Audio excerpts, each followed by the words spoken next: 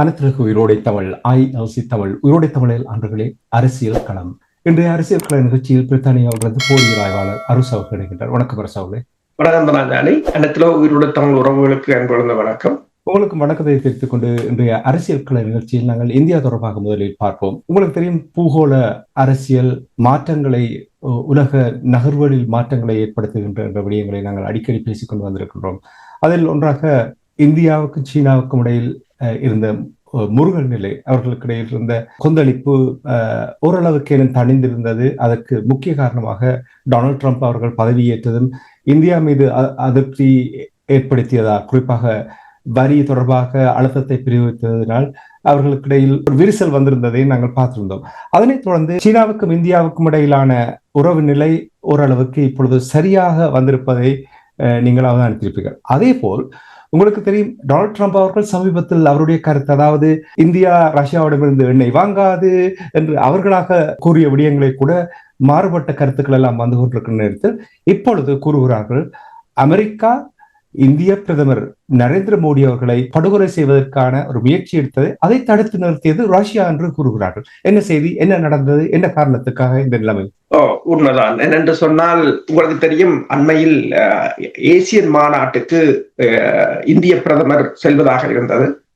ஆனால் திடீரென்று அவர் இந்த பயணம் நிறுத்தப்பட்டு விட்டது.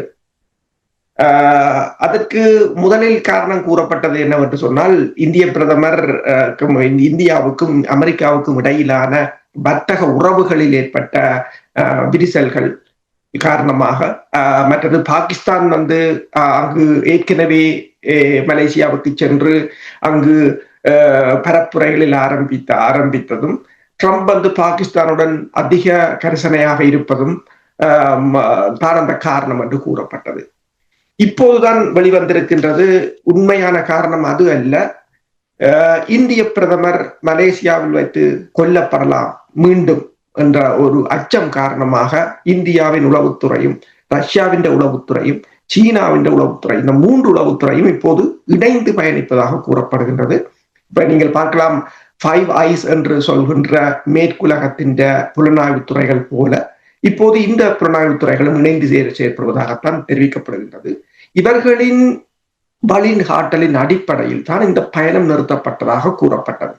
அதற்குரிய காரணம் என்னென்று சொன்னால், இந்த அக்டோபர் மாதத்தின் ஆரம்பத்தில் சங்காய் சங்காயில் அதாவது சீனாவில் SCO சங்காய் கூட்டமைப்பு என்ற மாநாடு ஒன்று இடம்பெற்றிருந்தது. அப்ப இதுவரை காலம் 8 வருடத்துக்கு பிறகு இந்திய பிரதமர் அங்கு செல்வதாக இருந்தது. அது அமெரிக்காவுடனான முருகல் நிலையை தொடர்ந்து. ஆனால் உங்களுக்கு தெரியும், அமெரிக்காவை பொறுத்தவரையில் வேலைக்கே அவர்கள் தங்கள் திட்டங்களை வகுத்து விடுவார்கள். அப்ப இந்த நேரத்தில் தான் என்னென்று சொன்னால், அங்கு வைத்து, அதாவது சீனாவில் வைத்து இந்திய பிரதமரை கொல்வதன் ஊடாக சீனாவுக்கும் இந்தியாவுக்கும் இடையிலான ஒரு போரை ஏற்படுத்தும் திட்டம் ஒன்று வகுக்கப்பட்டிருந்தது. அப்ப அந்த திட்டத்தை வகுப்பதற்கு அவர்கள் கடந்த ஏப்ரல் மாதமே அதை ஆரம்பித்து விட்டதாக கூறப்படுகின்றது. இதை யார் கூறியிருக்கிறார்கள் என்று சொன்னால், த சிட்டிசன் என்ற ஒரு ஊடகம் இந்தியாவின், அடுத்தது India.com, இந்த 2 ஊடகங்களும் இதனை வெளிக்கொண்டு வந்திருக்கின்றன, என்ன நடைபெற்றது என்பது தொடர்பாக.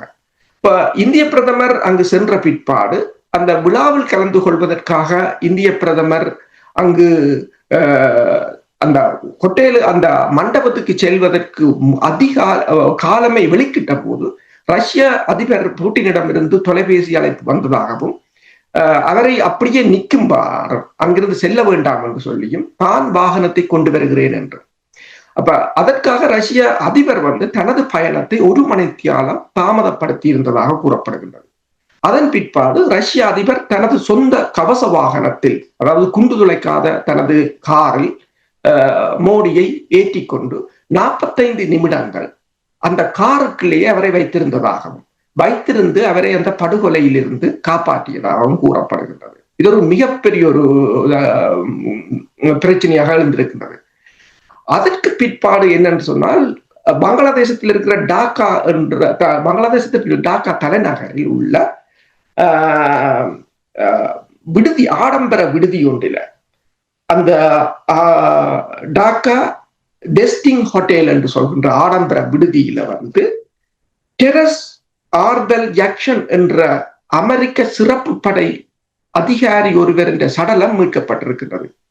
அவர் அங்கு இறந்து கிடந்தது, அந்த ஹோட்டலில் இறந்திருந்ததாக கூறப்படுகின்றது. இவர் அமெரிக்காவின் சிறப்பு படையின் ஏர் மொபைல் பிரிகேட் வான் நகர்வு படையின் ஒரு கட்டளை அதிகாரியாக இருந்திருக்கின்றார். கடந்த ஏப்ரல் மாதத்திலிருந்து இவர் பங்களாதேசத்தில் தங்கியிருந்ததாகவும் இவர் ஊடாகத்தான் இந்த படுகொலைக்கான திட்டங்கள் அனைத்தும் வகுக்கப்பட்டதாகவும் கூறப்படுகின்றது. ஆனால் இவருக்கு வந்த தகவல்கள், குறுந்தகவல்கள், தொலைபேசி அழைப்புகளை ரஷ்யாவின் FSB மற்றது SVR என்ற 2 புலனாய்வு அமைப்புகளும் ஒட்டு கேட்டதாகவும் அதன் ஊடாகத்தான் இதனை சீனாவுக்கும் இந்தியாவின் புலனாய்வு பிரிவான ரோவுக்கும் அனுப்பியதாகவும், ஆனால் அந்த படுகொலை எப்போது செய்யப்பட போகிறது என்பது அவர்களுக்கு தெளிவில்லாமல் இருந்ததாகவும், அன்று காலை உடனடியாகவே புலனாய்வுத்துறை ரஷ்ய அதிபருக்கு அனுப்பிய குறுஞ்செய்தியை தொடர்ந்துதான் அன்று காலை பிரதமர் மோடியை ரஷ்ய அதிபர் காப்பாற்றியதாகவும் சொல்லப்படுகின்றது. இந்த சடலம் கண்டுபிடிக்கப்பட்ட அறை 808வது அறை. அந்த அறையில் கொல்லப்பட்ட, அதாவது அமெரிக்க படை அதிகாரி பொலோனியம் என்ற நஞ்சூட்டல் மூலம் கொல்லப்பட்டிருப்பதாக சந்தேகிக்கப்படுகின்றது. ஆனால் 3 நாட்களாக அறை பூட்டி கிடந்ததாகவும், அதற்கு பிறகு அந்த ஊழியர்கள் அறையை திறந்த போது சடலத்தை கண்டறிந்ததாகவும், உடனடியாகவே அமெரிக்க தூதரகத்துக்கு தொடர்பு கொண்ட போது அமெரிக்க தூதரகம் உடனடியாகவே யாரும் அங்கு செல்ல வேண்டாம் என்று சொன்னது மட்டுமல்லாது, பிரேத பரிசோதனை அல்லாது அந்த உடலத்தை அமெரிக்காவுக்கு அனுப்பியது மட்டுமல்லாது அங்கிருந்த பொருட்கள் அனைத்தையும் அகற்றிவிட்டார்கள் என்று சொல்லப்படுகின்றது. ஏனென்று சொன்னால் உங்களுக்கு தெரியும், இந்த ரேடியோ ஆக்டிவிட்டிய எலிமெண்ட்ஸ் நீங்கள் பாவிச்சீங்கன்னா ஒரு கொலைக்கு அது இந்த ட்ரேசஸ் இருக்கும் அந்த ரூம்ல. அப்ப இங்கேயும் அப்படி ஒன்று நடந்தது. பிரித்தானியாவிலும் ரஷ்ய புலனாய்வுத்துறையாலும் செய்யப்பட்டிருந்தது. அதை அவர்கள் சென்ற பிற்பாடு அந்த ஹோட்டல் அறைகளில், அவர்கள் பயணித்த இடங்களில் கண்ட ட்ரேசஸ், அதாவது கதிர்வீச்சுகள் மூலம் கண்டறிந்திருந்தார்கள். அப்ப வளமையாக பொலோனியத்தை தான் இவ்வாறான நடவடிக்கைகளுக்கு பயன்படுத்துவது என்று கூறப்படுகின்றது. ஆனால் அமெரிக்கா எல்லாவற்றையும் அந்த அறைக்கு யாரும் போகக்கூடாது என்று அமெரிக்கா சொல்லிவிட்டது என்று சொல்லியும், அமெரிக்கா தொடர்ச்சியாக அவருக்கும் தமது சிறப்பு படை அணிக்கும் தொடர்பில்லை என்ற மாதிரி கொண்டு வருவதாக கூறப்படுகின்றது. ஆனால் இந்த உங்களுக்கு தெரியும், பங்களாதேசத்திலிருந்து ஹசீனா அரசு அகற்றப்பட்ட பின்னர் அங்கு அமெரிக்கா தொடர்ச்சியாக பயிற்சிகளை கொடுக்கிறார்கள் என்ற போர்வையில் அமெரிக்க சிறப்பு படையினர் அங்கு தங்கி இருக்கிறார்கள். கடந்த ஒரு வருடமாக அங்கு தங்கி இருக்கிறார்கள் பங்களாதேசத்தில். அவ்வாறு தங்கி இருப்பவர்கள் பலர் ஊடுருவி இருப்பதாக கூறப்படுகின்றது. இந்த நடவடிக்கையில் பாகிஸ்தான் ISI என்ற புலனாய்வு அமைப்புக்கு தொடர்பு இருக்கிறதா என்ற கேள்விகளும் எழுந்திருக்கின்றன. ஏனென்று சொன்னால், இந்த தற்போதைய நிலையில் அமெரிக்காவுக்கும் பாகிஸ்தானுக்கும் இடையிலான உறவுகள் வலுவடைந்து கொண்டிருக்கின்றது. பாகிஸ்தானுடனான அமெரிக்காவின் நெருக்கம் இப்ப பாகிஸ்தானை இந்த படுகொலைக்கு பயன்படுத்தி இருக்கலாமோ என்ற கேள்விகளும் எழுந்திருக்கின்றன. அதே சமயம் நீங்கள் பார்க்கலாம், இப்போது இந்த ரஷ்யா, சீனா, ஈரான் போன்ற நாடுகள் தங்கள் புலனாய்வு தகவல்களை தொடர்ச்சியாக பரிமாறிக்கொள்வதை காணக்கூடியதாக இருக்கின்றது. இதனால் தான் கட்டாரில் ஹமாஸ் தலைவர்கள் மீது நடத்தப்பட்ட தாக்குதலும் தோல்வியில் முடிவடைந்திருந்தது. அதற்குரிய காரணமும் இப்ப நீங்க பாத்தீங்கன்னு சொன்னா, இந்த அரப் நியூஸ் பத்திரிகை ஒன்றை வெளியிட்டிருந்தது. அந்த ஹமாஸ் தலைவர்களுக்கு அந்த தாக்குதல் இடம்பெறுவதற்கு முன்னர் தகவல் போனதாகவும், தாக்கப் போகிறார்கள் என்று, எனவேதான் அவர்கள் அத்தனை பேரும் தப்பியதாகவும் கூறப்படுகின்றது. அதே போன்றுதான் தற்போதைய நிலையிலும் தகவல் கசிந்திருக்கின்றது. இது அதிர்ச்சி தரும் ஒரு தகவலாக என்றால், ஒரு நாட்டினுடைய தலைவரை கொலை செய்வது என்று சொன்னால், அது இன்னும் ஒரு நாடு முயற்சி எடுக்கின்ற என்றால் நிச்சயமாக இது ஒரு பெரிய ஒரு பாரிய அதிர்ச்சி தரக்கூடிய ஒரு தகவலாக இருக்கிறது. என்ன நோக்கத்துக்காக அமெரிக்கா இவ்வாறு செயல்படுகிறது என்று சொன்னால், தற்போதைய இந்திய பிரதமரை அகற்றுவது என்பது அமெரிக்காவின் நீண்டகால திட்டமாக இருக்கின்றது. உதாரணமாக நீங்கள் பார்க்கலாம், வெனிசுலாவில் இடம்பெறுகின்ற சம்பவங்கள் போலதான் வெனிசுலாவில நீங்கள் பார்க்கலாம், நிக்கோலஸ் மடுரோவை அகற்றுவதற்கான முயற்சிகளை அமெரிக்கா தொடர்ந்து எடுத்துக்கொண்டிருக்கின்றது. அதில் அண்மையில் இந்த வாரம் ஒரு தகவல் வந்திருந்தது. அவரின் பர்சனல் பைலட் அவற்ற பிரத்யோக விமானியை லஞ்சம் கொடுத்து வாங்க முற்பட்டதாகவும், அவர் உள்ளூருக்குள் விமானங்களில் பயணம் செய்த போது அந்த விமானத்தை கொண்டு அமெரிக்காவில் இறக்கும்படி, ஆனால் அது இப்போது கசிந்திருக்கின்றது. அவரை அந்த விமானியை விலை கொடுத்து வாங்குவதற்கு சிஐஏ முற்பட்டிருந்தார். சிஐஏ பொறுத்தவரையில் தொடர்ச்சியாக முயற்சி செய்வார்கள். அவர்கள் இப்ப ஒன்று பிழைச்சது என்று சொன்னாலும் அவர்கள் ஓயப் போவதில்லை. என்று சொன்னால் ஒரு தடவை பிழைக்கும், 10 தடவை ட்ரை பண்ணும் போது ஒரு தடவை வின் பண்ணலாம் என்று. எனவேதான் ஏசியன் மாநாட்டுக்கு மோடி அவர்கள் செல்லவில்லை. உங்களுக்கு தெரியும், இப்ப நான் நினைக்கிறேன் 2 வருடங்களுக்கு 2-3 வருடங்களுக்கு முன்னர் நாங்கள் பேசியிருந்தோம். ஹர்கித் சிங் கொல்லப்பட்டிருந்தார் கனடாவில். அதன் பிறகு பன்னும் அவர்கள் சீக்கிய காலிஸ்தான் அமைப்பின் அமெரிக்க பிரிவின் தலைவர் மீதான படுகொலையை மேற்கொள்ள முற்பட்டவர் என்று சொல்லி அமெரிக்கா ஒருவரை கைது செய்திருந்தது, செக் குடியரசிலிருந்து கைது செய்திருந்தது. அப்போது வாஷிங்டன் போஸ்டாக இருக்கலாம், நியூயார்க் போஸ்டாக இருக்கலாம், எல்லாம் போட்டிருந்தது இந்தியா தங்கள் அமெரிக்க மண்ணில் படுகொலையை மேற்கொள்ள முற்பட்டதாக. காலிஸ்தான் அமைப்பினருக்கு அமெரிக்கா தொடர்ச்சியாக ஆதரவுகளை வழங்கி கொண்டுதான் இருக்கின்றது, அவர்களை பாதுகாத்துக் கொண்டுதான் இருக்கின்றது. அவர்கள் மீதான படுகொலைகளை அமெரிக்காவின் புலனாய்வுத்துறை உடனடியாகவே கண்டறிந்து தடுத்துக் கொண்டுதான் இருக்கின்றது. அப்ப இந்தியா மீதான ஒரு அழுத்தத்தை அமெரிக்கா தொடர்ந்து பேணுவதைத்தான் முற்படுகின்றது. அடுத்தது நீங்கள் பார்க்கலாம், இந்தியாவுக்கும் சீனாவுக்கும் இப்போது வருகின்ற இந்த நெருக்கம் அமெரிக்காவுக்கு ஆபத்தானது. அடுத்தது அமெரிக்காவோட நோக்கம் என்ன? சீனாவையும் இந்தியாவையும் ஒரு சண்டைக்குள் இழுத்து விட வேண்டும்.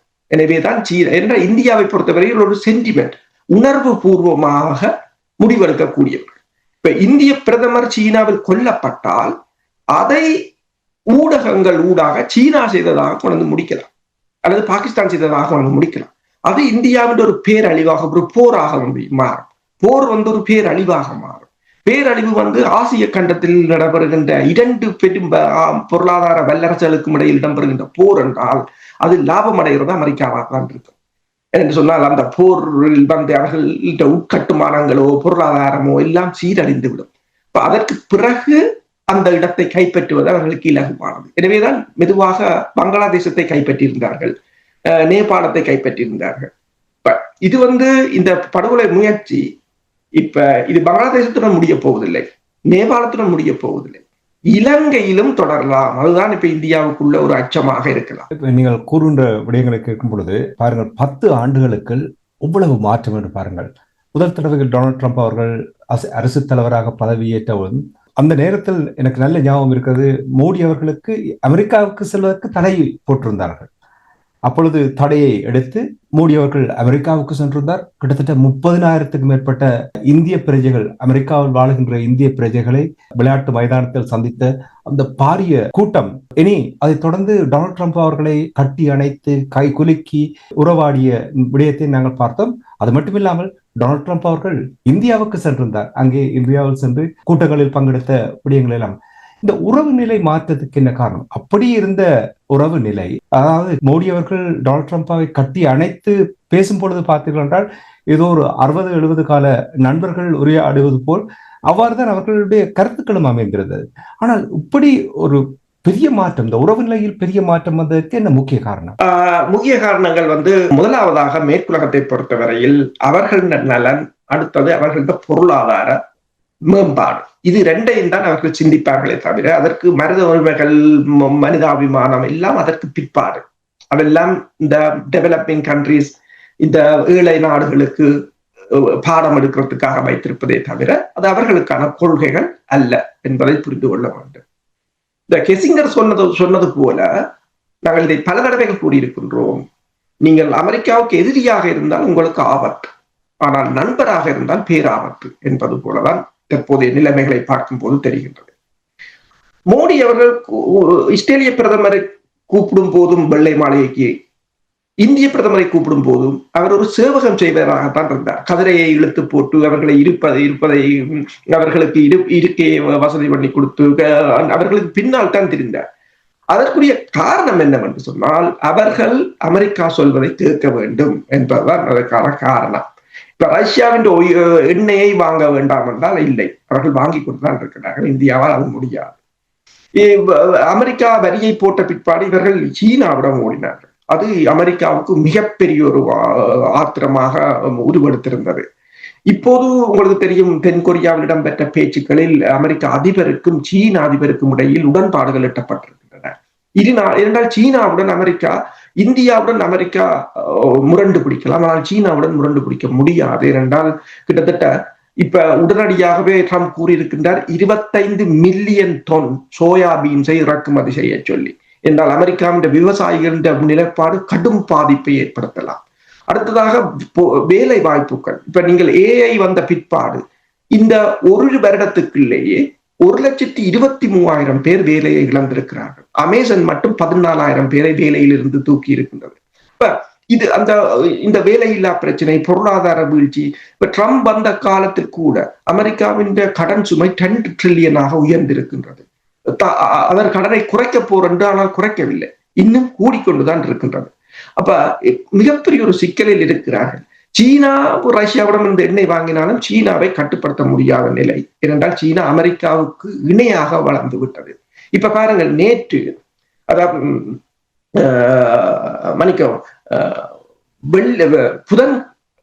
வியாழக்கிழமை அமெரிக்க அதிபருக்கும் சீனா அதிபருக்கும் இடையிலான அந்த சந்திப்பிற்கு பின்னர் இந்த NVIDIA என்ற அந்த அமெரிக்காவின் தொழில்நுட்ப நிறுவனத்தின் அந்த பெறுமதி 5.2 ட்ரில்லியனாக உயர்ந்திருக்கின்றது. அதாவது 5.2 ட்ரில்லியன் என்றால் அமெரிக்கா சீனாவைக்கு அடுத்ததாக ஜிடிபியில அது அந்த அளவு தொகையில எந்த ஒரு நாடும் இல்லை. அதாவது இந்தியாவின் ஜிடிபியை விட இந்த நிறுவனத்தின் பெறுமதி கூடவாக இருக்கின்றது. அப்ப பாருங்கள், அந்த 2 பேருக்கும் இடையிலான அந்த உறவு, அப்ப வர்த்தக நலன் சார்ந்துதான் அவர்கள் இயங்குவார்கள். இப்ப இதில் மோடியோ அதை பற்றி அவர்கள் யோசிக்க போவது இல்லை. இப்ப தொடர்ச்சியாக அவர்கள் இந்தியாவில் ஒரு ஆட்சி மாற்றத்தை உருவாக்குவதற்கு, நீங்கள் கூறியது போல பாருங்கள், முன்னே அரசு இந்திய பிரதமருக்கு தடை விதித்திருந்தது, அடுத்த அரசு அதனை நீக்கி இருந்தது. பேந்து 2ஆம் தரம் வரும்போது படுகொலை செய்வதற்கு முயற்சி செய்கிறார்கள் என்னும் போது அதாவது அந்த வெளிநாட்டு கொள்கைகளையும் உறவுகளையும் புறச்சூழல்கள் தான் தீர்மானித்துக் கொண்டு. ஈழத்தமிழர்களை பொறுத்தமட்டில் இந்தியா அவருடைய கொள்கையில் ஒரு மாற்றம் பெறுமாக இருந்தால் ஈழத்தமிழர்கள் அவர்களோடு செயல்படுவார்கள் என்ற விடயங்களை நீங்கள் அடிக்கடி பலர் கூறியதை நான் கேட்டிருக்கிறேன். ஆனால் ஒன்று மட்டும், ஈழத்தமிழர்களுடைய நிலையில் அவர்களுக்கு இடையில் ஒரு உறவு நிலை வித்தியாசமாக, அவருடைய அணுகுமுறையில் ஒரு வித்தியாசம் இருக்கிறது. அதில் மாற்றம் பெறும் என்று எதிர்பார்க்கலாம். ஆனால் ஒன்று நாங்கள் பேசித்தான் ஆக வேண்டும் என்றால், மோடி அவர்கள் பதவியேற்ற பின்பு 2 ஆண்டுகளில் உலக பரப்பில் இந்தியாவினுடைய வளர்ச்சி, அதற்கு நிச்சயமாக மோடி அவர்கள் மட்டுமென்று நாங்கள் கூற முடியாது. தொழில்நுட்பத்தினுடைய வளர்ச்சி, இந்திய பிரஜைகளுடைய பங்களிப்பு உலகம் பூரா, உங்களுக்கு தெரியும் குளோபலைசேஷன் என்று நீங்கள் அடிக்கடி கூறும் பொழுது தொழில்நுட்பம் ஒரு பெரிய ஒரு பங்கை வகித்ததை நாங்கள் மறுக்க முடியாது. இப்ப இந்தியாவுடைய வளர்ச்சியை பார்த்தீங்கன்னா, வெகு விரைவில் கூறுகின்றார்கள் இந்தியாவுடைய வளர்ச்சி, பொருளாதார வளர்ச்சியும் இந்த உலக பிறப்பில் 2வது 3வது வல்லரசு நாடாக, பெரிய ஒரு நாடாக மாறப்போகின்ற என்று ஆய்வுகள் கூறியதை நான் பார்த்திருக்கின்றேன். இது ஒரு முக்கிய காரணம். அதாவது அமெரிக்கா திக்குமுக்கு ஆடிக்கொண்டிருக்கின்றது, என்ன செய்வது என்று தெரியாது. ஏனென்றால் சீனாவுடைய வளர்ச்சி, இதற்குள் வளர்ந்து வரும் நாடுகள் என்று கூறும் பொழுது இந்தியா வெகு விரைவாக வளர்ந்து கொண்டு வருவது அமெரிக்காவுக்கு தலையடியை கொடுக்கின்றது. இது முளையிலே கிள்ள வேண்டும் என்ற ஒரு நோக்கமும் இதனுடைய பின்னணி என்று நீங்கள் கருதுகிறீர்களா? உண்மைதான். இப்ப சீனாவை வளர விட்டது அமெரிக்காவுக்கு இப்போது மிகப்பெரிய ஒரு பிரச்சனையாக வந்திருக்கிறது. அப்ப அடுத்ததாக இந்தியா பொருளாதாரத்தில் வளரும் என்று சொன்னால் இன்னும் ஒரு பிரச்சனையை ஆசியாவில் அமெரிக்கா சந்திக்க தயாராக இல்லை. அடுத்ததாக இப்ப இந்தியாவை பொறுத்தவரையில் ஏதோ ஒரு வகையில் ரஷ்யாவுடனான உறவுகளை வலுவாக வைத்துக் கொண்டிருக்கின்றது. ரஷ்யா அண்மையில் நாங்கள் கடந்த வாரம் பேசியிருந்தோம், அந்த புதிதாக கண்டறியப்பட்ட அணுசக்தியில் இயங்கும் ஏவுகணை. அது மட்டுமல்லாது இப்போது அணுக்குண்டுகளை சுமந்து செல்லும், கடலுக்கடியால் செல்லும் ஏவுகணைகளை ரஷ்யா அறிமுகப்படுத்தி இருக்கின்றது. ஆயுத பொருளாதார தொழில்நுட்ப ரீதியாக வளர்ந்து வருகின்ற நிலையில், அதாவது ரஷ்யா இவர்களுக்கான ஒரு அணுக்குண்டு அம்பர்லா என்று சொல்றது, அதாவது அணு ஆயுத பாதுகாப்பை வழங்குகின்ற நிலையில் இந்த நாடுகள் பொருளாதாரத்தால் வளர்ந்து வந்தால் அது மேற்குலகத்துக்கு மிகப்பெரிய ஒரு அச்சுறுத்தலாகத்தான் இருக்கும். அப்ப அதாவது ஆசிய பசிபிக் பிராந்தியத்தை தான் அவர்கள் இப்போது குறிவைத்திருக்கிறார்கள். அவர்கள் நேரடியாக மோதாது விட்டால் அவர்கள் ஏசிமெட்ரிக் போஃபேர் என்று சொல்றது அல்லது ஹைபிரிட் போஃபேர் என்று சொல்றது, அதாவது பின்பலமாகத்தான் அடிப்பார்கள். அந்த ஒவ்வொரு நாட்டின் ஆட்சி அதிகாரத்தை தங்கள் கைகளுக்குள் கொண்டு வருவதன் ஊடாக தங்களின் நிலைப்பாடுகளை அங்கு பலப்படுத்துவது. இப்ப பங்களாதேசத்துல இந்த தாக்குதலில் ஈடுபட்டவர் கூட அவருக்கான நிதி உதவிகள் என்ஜிஓக்கள் ஊடாகத்தான், அரசு சார்பற்ற நிறுவனங்கள் ஊடாகத்தான் வழங்கப்பட்டிருப்பதாக இப்போது கூறப்படுகின்றது. உங்களுக்கு தெரியும், அண்மை காலமாக இலங்கை மீது கூட அமெரிக்கா கடுமையான அழுத்தங்களை தொடர்ந்து பிரயோகித்துக் கொண்டிருக்கின்றது. இப்ப என்ன பிரச்சனை என்று சொன்னால், அமெரிக்கா இப்ப வெனிசுலாவில் இருக்கின்ற அரசு தலைவர் என்ற விமானியை கூட விலை கொடுத்து வாங்க முற்பட்டிருந்தது. சில தகவல்கள் வெளிவந்திருக்கின்றன, இன்னும் எத்தனையோ தகவல்கள் வெளிவராமல் இருக்கலாம். இப்ப இஸ்ரேல் நேற்று ஒரு அறிக்கையை வெளியிட்டிருக்கின்றது. ஹிஸ்புல்லாக்களுக்கு வெடித்த பேஜர் போல, அங்க பேஜர்களுக்கு உங்களுக்கு தெரியும் வெடித்து கிட்டத்தட்ட 3000 பேர் பாதிக்கப்பட்டிருந்தார்கள். அப்படி பேஜர்கள் வைத்த குண்டுகள் போல பெருமளவான குண்டுகள் உலகம் முழுவதும் இருக்கின்றது. இது ஒரு அதிர்ச்சியான தகவல். தாங்கள் எந்த நேரமும் எங்கும் எதுவும் செய்யலாம். அடுத்ததாக, இரண்டாவது, அந்த குண்டுகளுக்கு அப்பால் உலகத்தில் உள்ள அத்தனை தொலைபேசிகளிலும் எத்தனையோ தொலைபேசிகளில் தங்கள் மென்பொருள் புகுத்தப்பட்டிருக்கின்றது. இந்த ரெண்டையும் இஸ்ரேல் அதிகாரிகள் கூறியிருக்கிறார்கள். அப்ப இது எந்த நாட்டில் இருக்கு யாருக்கும் தெரியாது. அதான் இப்ப பிரச்சனை. இப்ப இந்தியா இஸ்ரேலுடனான நெருக்கத்தை பேடிக் கொண்டிருந்தது. ஆனால் அது ஆபத்தானது என்றதை அவர்கள் உணரவில்லை. இப்போது உணர்கிறார். அடுத்தது, இப்ப நான் அடிக்கடி சொல்வேன், புலம்பெயர் தேசத்து அமைப்புகளை ஏன் இந்தியா அணுகுவதில்லை என்று சொல்லி. இப்ப உங்களுக்கு ஒன்று தெரியுது. இப்ப சரி, அமெரிக்கா இந்திய பிரதமரை படுகொலை செய்ய போகிறது சொன்னால் அதற்கு பின்னால் 5 கண்கள், 5 ஐஸ் இருக்கு. 5 ஐஸ் என்று சொன்னால் அதில் பிரித்தானியாவும் தான். இப்ப புலம்பெயர் தமிழர்கள், இந்த அமைப்புகள் யார் பின்னால் நிற்க போறார்? இந்தியாவுக்காக வேலை செய்ய போறார்களா, மேற்குலகத்துக்காக வேலை செய்ய போறார்களா? இதுதான் அந்த மற்ற நாடுகளின் அரசியலுக்கு நாங்கள் பங்கு கொள்ளக்கூடாது என்று கூறுவது. நாங்கள் எங்களுடன் நின்று கொள்ள வேண்டும். ஏனென்றால் எந்த நேரமும் நண்பன் எதிரியாகலாம், எதிரி நண்பனாகலாம். அந்த நேரம் நாங்கள் தனித்து விடப்படுவோம். இப்ப இந்தியாவுக்காக பலர் வேலை செய்தார்கள். இப்ப இந்தியா அதிகாரிகள் எல்லாம் இங்கு கூட்டியந்து விழா வைத்தார்கள். அவர்கள் எல்லாம் அவர்களுக்கு தெரியாமையே இந்த 5 ஐஸின் வளையத்துக்குள் வந்து விடுகிறார்கள். அவர்களை தொடர்ந்து கண்காணிப்பார். இவங்களை என்ன செய்வாங்க என்று சொன்னால், இவர்களை வைத்துக் கொண்டு அங்கு ஊடுருவலாம் என்றுதான் பார்ப்பாங்க. நாளைக்கு அந்த அமைப்பில் ஒருவர் சேரலாம், சேர்ந்து விட்டு இந்தியாவுக்கு போகலாம். அப்ப இதுதான் அந்த சிக்கல். என்று சொன்னால், நான் ஈழத்தமிழர்கள் என்று சொன்னால் நாங்கள் எங்களுக்குள்ளேயே நின்று விட வேண்டும். அதாவது உங்களுக்கு ஒரு வெளிவார கொள்கை இருக்க வேண்டும். எல்லா நாடுகளுடனும் எவ்வாறு பழக வேண்டும் என்று சொல்றது. ஏனென்றால் இந்த நுணுக்கங்கள் தெரியாமல் இதற்குள் அகப்பட்டு விட்டால் நாங்கள் நாளைக்கு பலிக்கடாகலாம். இன்றைக்கு பாருங்கள், அங்கு படுகொலை செய்ய போனவர் அவர் இறுதியாக அவர் இறந்து கிடந்ததாகத்தான் இருக்குது. இன்னொருவர் சடலமும் எடுக்கப்பட்டதாக கூறப்பட்டது. ஆனால் அது இன்னும் உறுதிப்படுத்தப்படவில்லை. என்ன சொல்லும் போது ஒரு மிகப்பெரிய ஒரு இது ஏப்ரலில் இருந்து நடந்து கொண்டிருக்கின்றது. இந்த ஆபரேஷன் யாருக்கும் தெரியாது. ரஷ்ய புலனாய்வுத்துறை கண்டறியும் இப்படி எத்தனை காணாமல் இருக்கின்றது என்று யாருக்கும் தெரியாது. இது இப்ப இஸ்ரேல் ஒன்றை கூறியிருக்கின்றது, தாங்கள் எத்தனையோ பேஜர்களுக்கும் எத்தனையோ மொபைல் போன்களுக்கும் குண்டுகளை வைத்திருக்கிறோம், உலகம் எங்கும் கண்டுபிடிங்க பார்ப்போம். இதுதான் அந்த சிக்கல். நீங்க கூறுவது போல் இந்த புரிதல் இருக்கிறத எப்பொழுதுமே ஒரு கேள்வி இருக்கிறது தான். என்றால் அவர்களுடைய அந்த ஒரு ஷாலோவாகத்தான் அவருடைய அறிவும் அவருடைய இதனுடைய புரிதலும் அடிமட்டத்தில் இருக்கிறதை நாங்கள் புரிந்து கொள்ளலாம். ஆனால் அவர்கள் அதை தெரிந்து கொள்ள வேண்டும் என்று நாங்கள் எதிர்பார்க்கவும் இல்லை. ஆனால் தமிழர்கள் எதிர்பார்க்கவும் இல்லை. ஆனால் நீங்கள் கூறுவது போல் யாருடனும் பகைக்க தேவையில்லை. யாருக்காகவும் நாங்கள் எங்களுடைய நிலைமைகளில் அவருக்காகவும் இவருக்காக பாருங்கள், உலக பரப்பை சுழட்டி பார்த்தீர்கள் என்றால் இந்தியா, பாகிஸ்தான், அப்படி ஒவ்வொரு நாடுகளுக்கும் இடையில் ஒவ்வொரு பிரச்சனைகளும் இருந்து கொண்டிருக்கிறது. உண்மையாக இந்த உலக பரப்பிலேயே சூத்திரதாதையாக இருப்பது அமெரிக்கா என்று பலர் கூறுவதை நாங்கள் அடிக்கடி கேட்டிருக்கிறோம். அப்பொழுதெல்லாம் எங்களுக்கு புரிவதில்லை, என்ன செய்கிறார்கள், அப்படி செய்கிறார்கள். ஊடகங்கள் கூறுவதை நாங்கள் கேட்டுவிட்டு அப்படியே நகர்ந்து செல்கிறோம். ஆனால் இப்பொழுது வசதிகள் வாய்ப்புகள் இருக்கின்ற பொழுது எல்லாவற்றையும் உடைத்துடைத்து பாகமாக காட்டும் பொழுது தெளிவாக புரிகிறது என்ன நிலைமை அமெரிக்காவுடைய என்று. இப்ப இந்தியாவுடைய வளர்ச்சி அவர்களுக்கு ஒரு ஆத்திரத்தை ஊட்டுகிறது என்று சொன்னால், பாகிஸ்தானை இங்கே பயன்படுத்துகிறார்கள். இந்தியாவும் பாகிஸ்தானும் பரம விரோதிகள். இது எவ்வளவு தூரம் இந்த முறுகல் நிலை தொடரப் போகின்றது?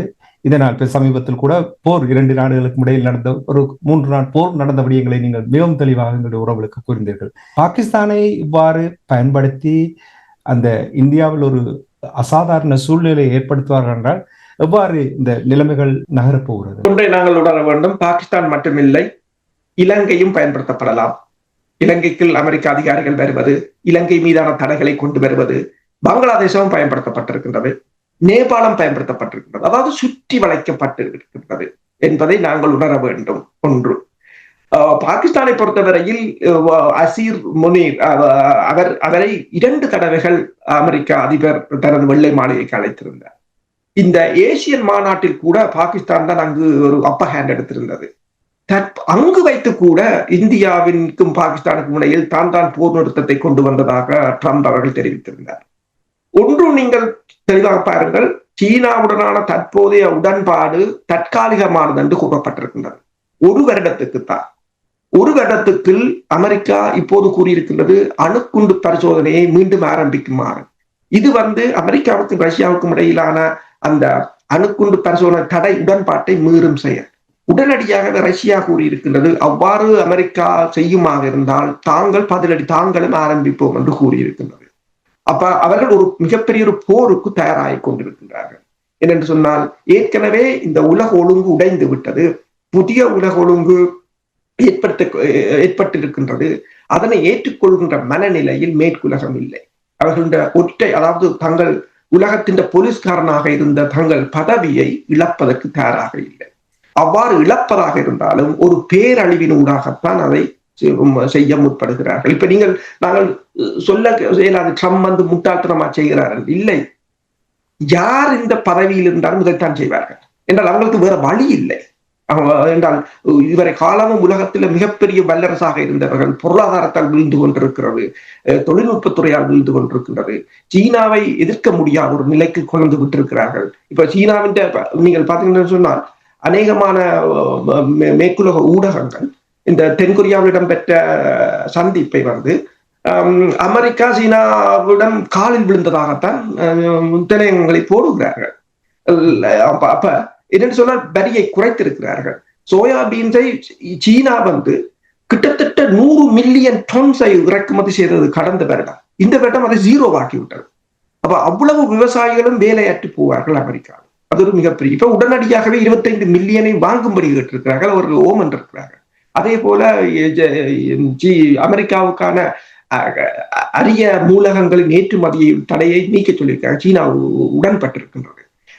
அப்ப ஏதோ ஒரு வகையில் தங்கி நிற்க வேண்டிய நிலை. இப்ப ஜப்பானுக்கும் அவர் சென்றிருக்கின்றார். ஜப்பானையும் ஆஸ்திரேலியாவையும் சீனாவுக்கு மாற்றீடாக இந்த கனிம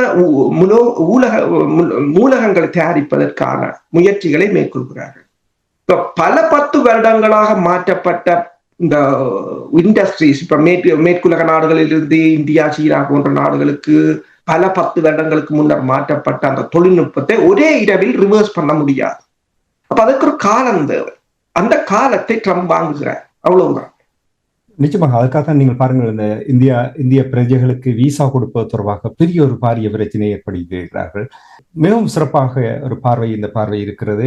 அமெரிக்கா தொடர்பாக நீங்கள் இப்பொழுது கூறும் பொழுது நிச்சயமாக அமெரிக்கா ஒரு நெருக்குவாரத்துக்கு முகம் கொடுக்க வேண்டிய இருக்கின்றது. அதனால் உலக பரப்பில் இருக்கின்ற வளர்ந்து வரும் அல்லது முன்னே நிற்கும் நாடுகளை சீர்குலைப்பதுதான் அமெரிக்காவுடைய நோக்கமாக இருக்கின்றது நீங்கள் கூறும் பொழுது, இந்தியா இவ்வாறான ஒரு கொள்ளை மாற்றம் வந்திருப்பது இந்தியாவை பொறுத்தமட்டில் ஒரு சரியான அணுகுமுறை என்று நீங்கள் நம்புகிறீர்கள். உங்களுக்கு நான் கூறுவது என்னவென்றால், ரஷ்யாவுடனான உறவு நிலை, சீனாவுடனான உறவு நிலை, எவ்வளவு நெருக்கம் அவர்களுக்கிடையில் உறவு நிலையில் பாதிப்படையக்கூடிய மோசமான நிலையில் இருந்தாலும் இப்பொழுது இந்த அவர்களுக்கு அந்த 3 நாடுகளுக்கும் இடையில் இருக்கின்ற உறவு நிலையில் மாற்றம் இருக்கின்றது. இந்தியாவை பொறுத்தமட்டில் ஒரு நல்ல கொள்கை மாற்றம் என்று நம்புகிறேன். ஏன் நான் அதை கேட்கிறேன் என்றால், இப்படித்தான் இந்தியாவும் கூட ஈழத்தமிழர்கள் தொடர்பாக நாங்கள் அடிக்கடி கூறிக்கொண்டு வருவோம். அந்த கொள்கை மாற்றம் வந்தால் ஒரு சரியான நல்ல வழியை இரு தரப்பினருக்கும் நல்ல வழியாக இருக்கும் என்ற அந்த நோக்கத்தாக கேட்கின்றேன். இந்தியாவுடைய இந்த கொள்கை மாற்றம் எவ்வாறு நீங்கள் பார்க்கலாம்? அது உண்மைதான், அது ஒரு நல்ல கொள்கை மாற்றம். இப்ப நீங்க பார்க்கலாம், சீனாவுக்கு ஒரு கொள்கை இருக்கின்றது, ரஷ்யாவுக்கு ஒரு கொள்கை இருக்கின்றது. அவர்கள் எதிரி யார்,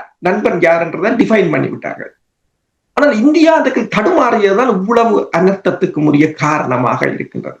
ஆனால் இப்போது இந்த கொள்கையை மாற்றி இருக்கிறார்கள் என்று சொன்னால் மாற்ற வேண்டிய கட்டாயம் ஒன்று ஏற்பட்டிருக்கிறது.